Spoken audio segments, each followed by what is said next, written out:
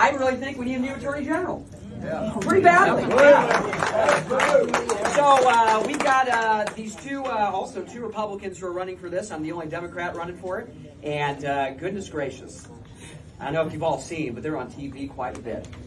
Yesterday, Andrew Bailey, he's our current appointee, and this news came out yesterday. So I'm running around. I used to work as an assistant attorney general. I talk a lot about how we have to get that office back to working for Missourians again. We need a consumer protection division. We need to enforce the do not call list. We need to sue a whole bunch of scammers, including some of those in our government right now. Yes, thank you. I agree. On Tuesday, the Attorney General's office had a case against a scammer in Springfield. It was the solar company, Pink something or another, stole a whole bunch of people's money. Stole a whole bunch of money. And so what are you supposed to do? You're supposed to be able to call your Attorney General and say, these people ripped me off, help me out. And that's what we used to do when Chris Koster was Attorney General of Missouri. It's been a while, right? So this guy, they're in court, and there's a hearing. And there's the judge, and there's all these people who've been ripped off, and they're waiting. They're waiting for the Attorney General or somebody from his office to show up. And they're waiting and waiting and waiting, and nobody showed up. And the judge was looking around and said, well, I have to dismiss the case now. And so you think, okay, well, maybe the Attorney General was busy. He had something else he was doing. He posted on his Twitter page, my name's Andrew Bailey. I'm here at the RNC to support Donald Trump and J.D. Vance.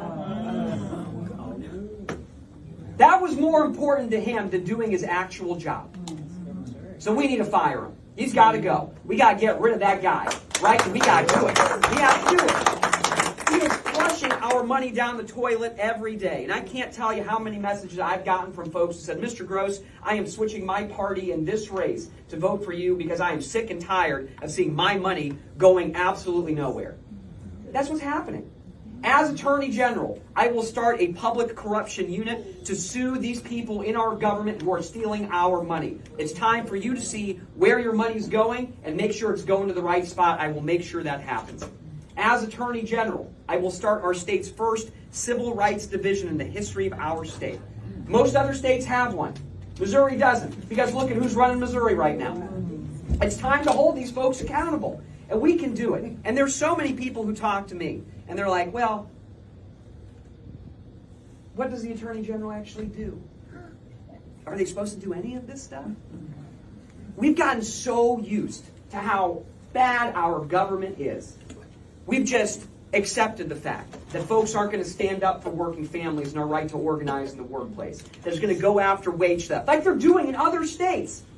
We used to be a leader in this country. We used to be a leader all across the world when we talk about public education especially. Folks came to Missouri to say, what are you doing here? How can we do it where we live? And look where we are now.